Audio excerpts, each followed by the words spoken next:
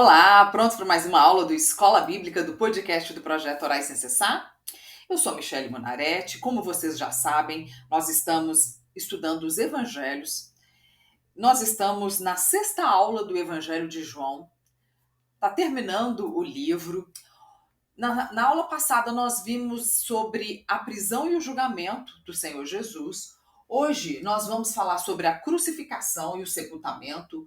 Ainda vou falar sobre o túmulo vazio e as aparições do Cristo ressurreto, né? Ou seja, depois que Jesus ressuscitou. Como a aula está acabando, provavelmente hoje é a última aula do Evangelho de João. Na próxima aula eu quero fazer um epílogo, uma conclusão de tudo que nós estudamos no Evangelho. Ainda quero fazer uma comparação entre os 4 evangelhos, fazer uma conclusão, um resumo de tudo aquilo que a gente já estudou, para ficar gravado na nossa memória, para relembrar, para testificar no nosso coração, para deixar gravado mesmo. Bem, como eu disse, nós chegamos no capítulo agora 19, chegamos no finalzinho do Evangelho de João, chegamos então na narração de João sobre a crucificação de Cristo. Aqui nesse capítulo, o evangelista João relata em seu livro fatos e detalhes que não foram relatados pelos outros evangelistas. Como eu já disse, João relata fatos totalmente diferentes, né, daquilo que já foi falado. Ele foca em alguns fatos que os outros não narraram. No versículo 17 mesmo do capítulo 14, do capítulo 19, por exemplo, João relata que o próprio Jesus levou a sua cruz. Os outros 3 evangelhos falam que um Simão Cirineu levaram, mas no evangelho de João ele fala, tomaram eles, pois, a Jesus ele próprio. Tomaram eles, os soldados, pois a Jesus, ele próprio, carregando a sua cruz, e saiu para o lugar chamado Calvário, Gólgota em hebraico. Nos outros 3, como eu falei, eles estavam no caminho. Os soldados encontraram um homem chamado Simão, que vinha do campo para a cidade. Esse Simão, o pai de Alexandre e Rufo, era da cidade de Cirene. Os soldados obrigaram a Simão a carregar a cruz de Jesus. Uns contam que ele era da cidade de Cirene, outros falam que o Cirineu, mas João fala que foi o próprio Jesus que começou a carregar a sua cruz. Então eu entendo aqui que a princípio Jesus mesmo deve ter levado a sua cruz depois que ele cansou, né? Depois que, apesar porque ele passou a noite em claro, foi maltratado, eles pegaram esse Cirineu, esse Simão, para ajudar Jesus a carregar a cruz até o local onde ele iria ser crucificado. Né? João ainda narra com mais detalhes como os soldados romanos lançaram sorte sobre as vestes, né, de Jesus. Segundo as referências no capítulo 19, lá nos versículos 25 e 27, somente João narra que junto à cruz estavam a mãe de Jesus e a irmã dela, e a mãe de Coplas, e Maria Madalena. Vendo Jesus, sua mãe, e junto a ela o discípulo amado, ou seja, ele mesmo, Jesus disse: mulher, eis aí o teu filho. Depois disse ao discípulo, ao próprio João: eis aí a tua mãe. Dessa hora em diante, o discípulo a tomou e levou para casa, né? Aqui conta o cuidado que João teve com Maria, mãe de Jesus. E ainda João narra lá nos versículos 31 a 37 o pedido para que fosse quebrado as pernas daqueles que tinham sido crucificados, para que eles não estivessem pendurados no dia de sábado, porque sábado ali eles estavam comemorando a Páscoa. E por volta, né, de 3 horas conta a palavra que Jesus, enfim, morreu. Mas antes de ver que Jesus estava vivo, os judeus pediram aos soldados para quebrar as pernas deles, para que acelerasse a morte. Então, eles quebraram as pernas dos homens que estavam crucificados junto com Jesus, um de um lado e o outro do outro. Mas quando eles se aproximaram do Senhor, eles viram que Jesus já estava morto. Então, o soldado apenas furou a lateral do Senhor Jesus com uma lança. E a palavra conta que saiu água e sangue.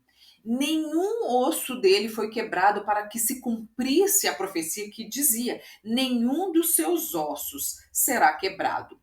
Assim, com apenas o apóstolo João registrou essa fala também, né? Assim como o apóstolo João que falou: tenho sede. E quando Jesus entregou o seu espírito, ele disse: está consumado. Somente João fez essas observações. Como eu disse, João foi bem detalhista, né? Ele mostrou alguns fatos que não foram narrados nos outros evangelhos. João não descreve também agora, desta vez, João é que deixa escapar algumas coisas. Por isso é importante a gente estudar os 4 evangelhos, porque eles se complementam. O que um fala, o outro deixou de falar, o que esse deixou de falar, o outro fala. Porque João não descreve com detalhes a crucificação de Cristo. Ele usa poucas palavras, talvez porque pelo fato dele ser o único discípulo que estava ali e que ele assistiu à morte de Cristo, e por ele ser mais chegado ao Senhor, ele não se sentiu à vontade em relatar, né, aquilo que ele presenciou, meio traumático talvez para ele. João é o que menos fala a respeito desse assunto entre os 4 evangelistas, por ser, igual eu falei, íntimo, né, por ter presenciado tamanha maldade, ele não quisesse dar ênfase, né, enfatizar ali o sofrimento físico do Senhor, né, naquele momento.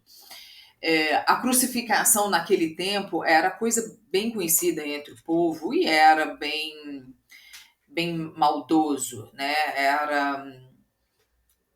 era macabro, né, diabólico a forma com que a pessoa morria ali naquele momento. O motivo pelo qual a pessoa estava sendo crucificada geralmente ficava exposto logo acima da sua cabeça na cruz, né? Pilatos mandou então colocar essa inscrição, né, o motivo pelo qual Jesus estava sendo morto, ali em 3 línguas conhecidas pelo povo: o hebraico, o grego e o latim. Estava escrito as seguintes palavras: Jesus Nazareno, Rei dos Judeus. Contrariando o desejo dos judeus, né, a respeito desse título que Pilatos deu a Jesus. Mas Pilatos se recusou a modificá-lo, mesmo eles pedindo, Pilatos se recusou. João, assim como Mateus, cita alguns fatos mostrando o cumprimento das escrituras, né? Conforme no versículo 24: repartiram entre si as minhas vestes, e sobre a minha túnica lançaram sortes. No versículo 28 também está escrito: para se cumprir a escritura, disse, né? Tenho sede. E isso aconteceu para se cumprir a escritura: nenhum dos seus ossos será quebrado. E no versículo 37, e outra vez diz a escritura: eles verão aquele a quem traspassaram.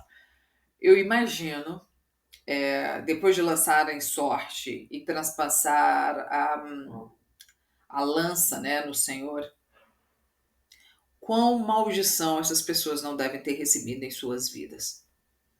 Bem, João teve o cuidado de vincular a morte de Jesus e os eventos em torno dela, né, às palavras dos antigos profetas, que nem a gente acabou de ver nos versículos.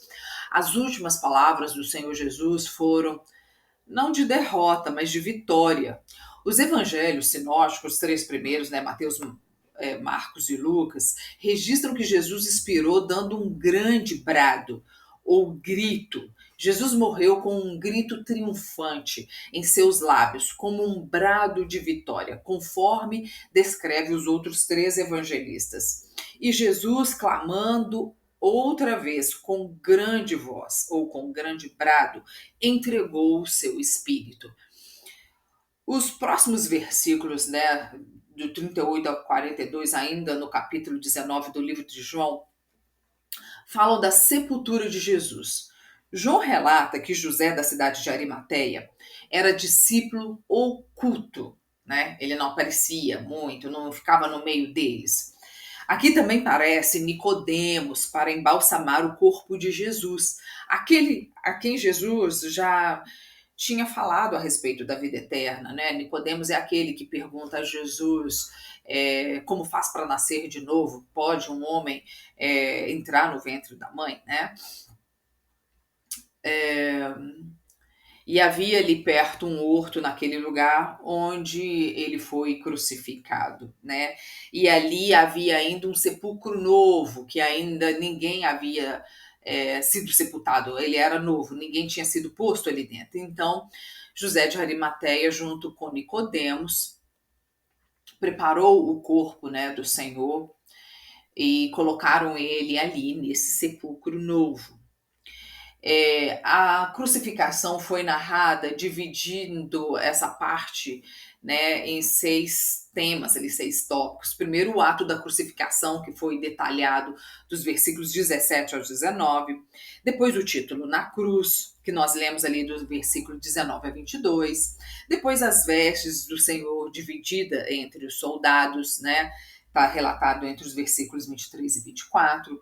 O cuidado de Maria, mãe de Jesus, né? Nós lemos ali dos versículos 25 a 27, as últimas palavras relatadas nos versículos do 28 ao 30 e a lança transpassada, que é relatada dos versículos 31 a 37, né? Depois disso, nós vamos ver o túmulo vazio, depois que Jesus foi ali embalsamado por José de Arimateia e Nicodemos. A próxima parte que João relata é o túmulo vazio.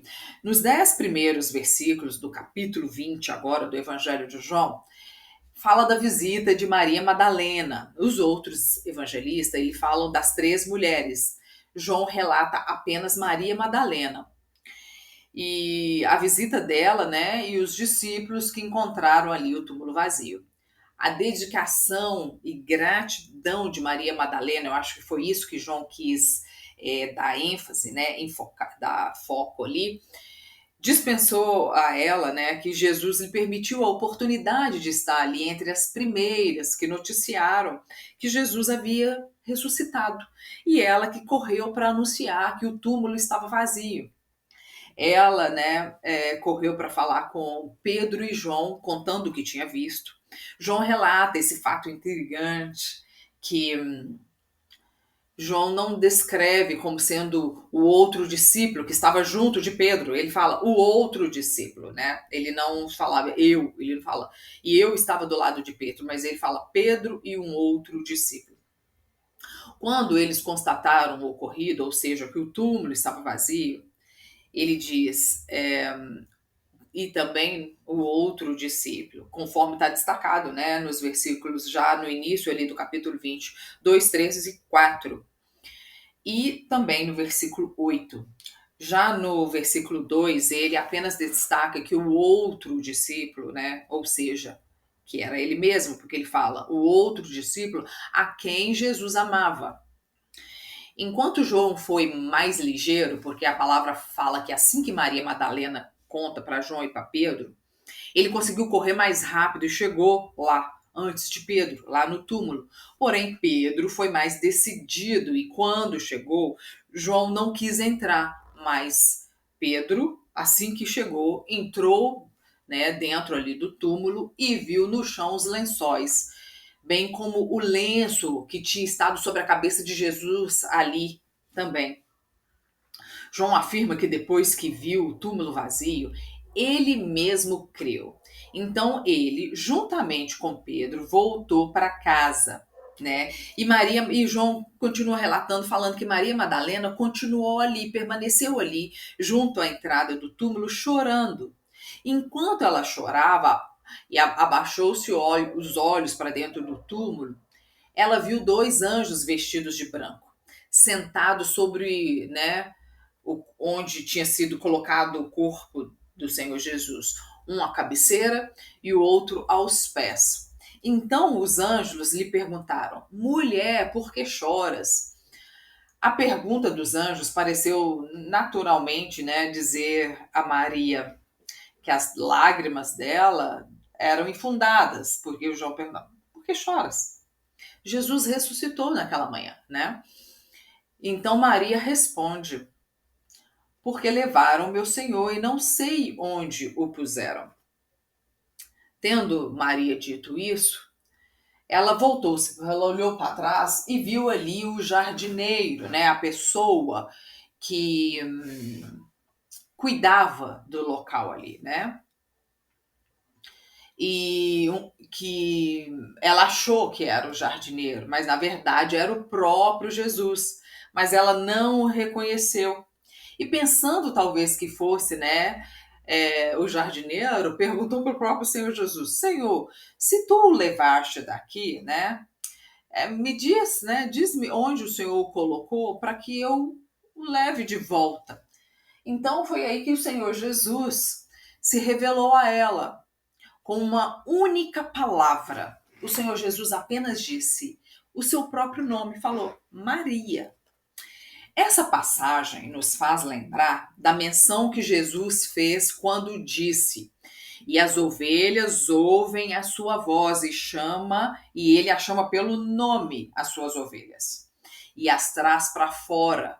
E quando as tira para fora as suas ovelhas, vai adiante delas e as ovelhas o seguem, porque conhecem a sua voz. Esse relato está escrito, o próprio João fez, tá? No seu evangelho, no capítulo 10. Então Maria não precisou de mais nada a não ser ouvir a voz. É essa a convicção que nós precisamos ter, saber qual é a voz do Senhor, porque hoje em dia o que tem de vozes, meu Deus, toda hora que eu abro a internet eu vejo uma pessoa pregando, uma pessoa falando, algumas coisas fora da realidade, algumas coisas que não fazem parte do evangelho. Essa precisa ser, os nossos ouvidos precisam estar atentos à verdadeira voz, para não sermos levados por todo o vento de doutrina. Isso é importantíssimo. Assim como Maria Madalena soube distinguir a voz do Senhor, nós precisamos distinguir a voz.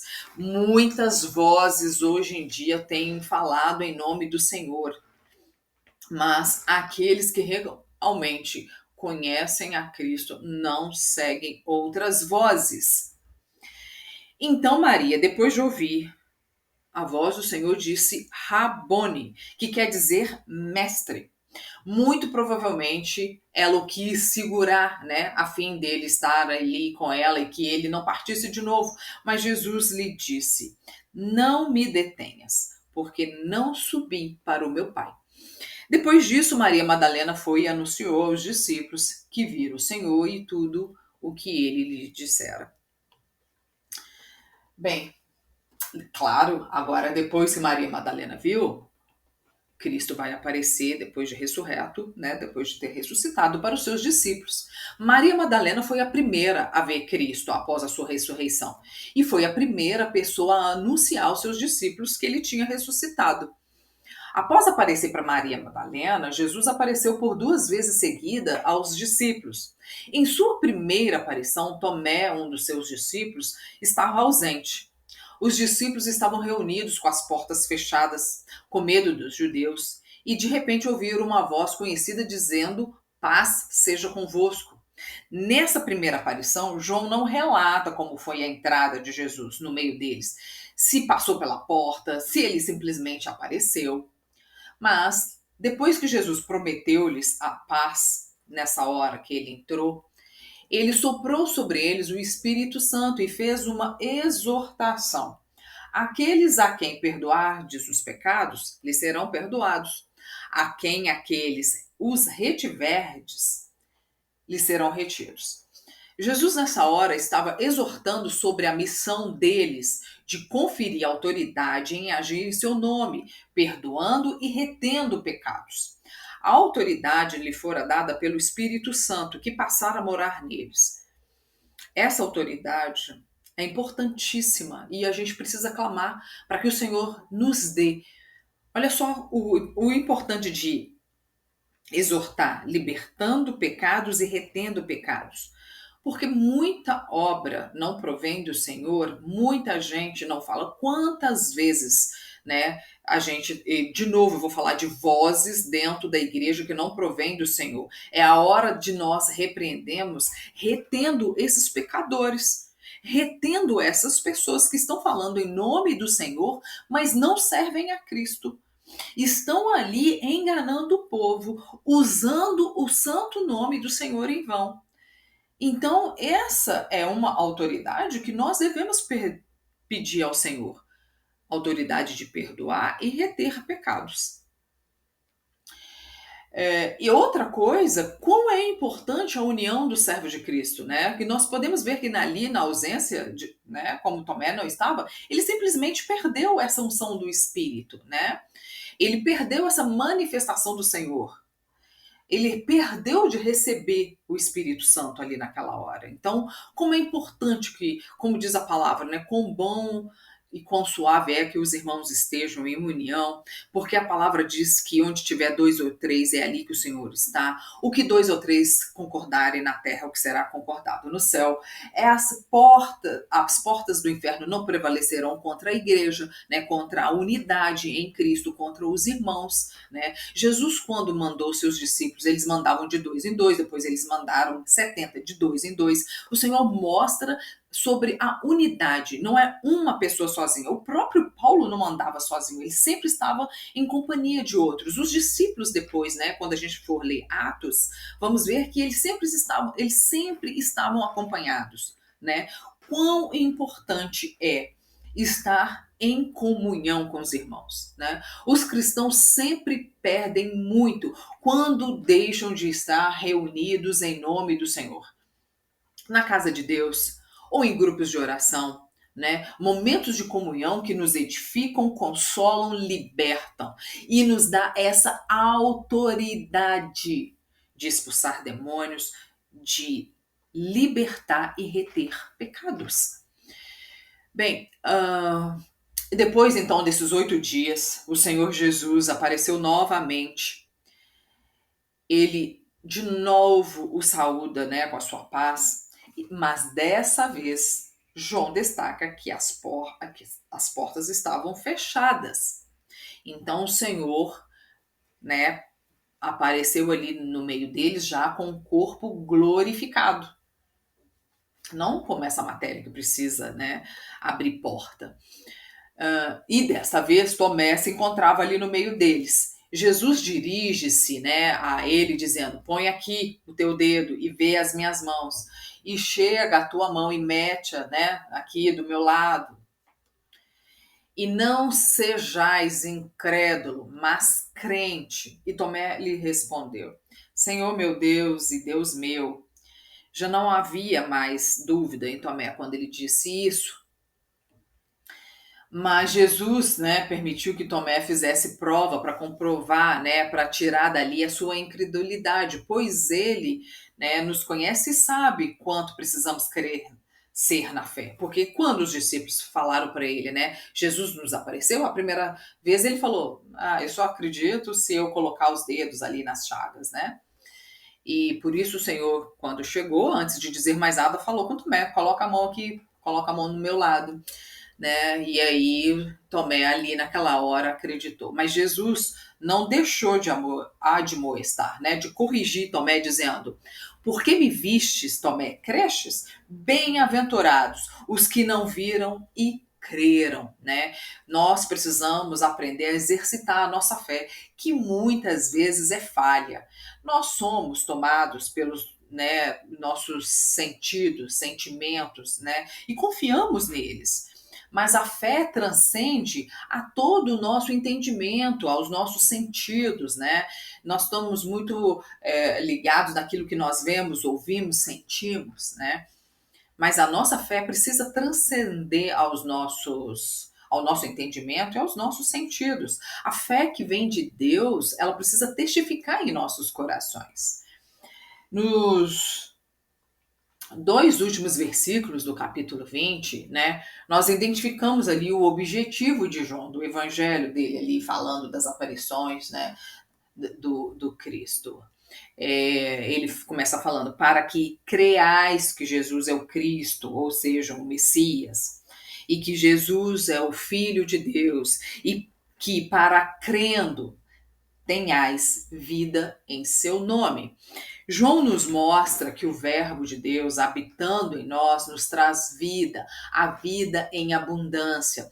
Quando aceitamos, né, os seus ensinamentos, as palavras do Filho de Deus, nascemos de novo, nos tornamos filhos de Deus, conforme o próprio João já tinha afirmado isso, logo lá no início, né, já no capítulo 1, mas ele fala, mas a todos quantos receberam, deu-lhes o poder de serem feitos filhos de Deus, aos que creem no seu nome, os quais não nasceram do sangue, nem da vontade da carne, nem da vontade do varão, mas de Deus.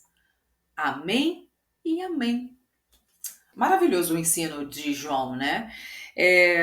Infelizmente acabou, mas na próxima aula nós vamos ver um epílogo, né? Uma conclusão aí do livro de João.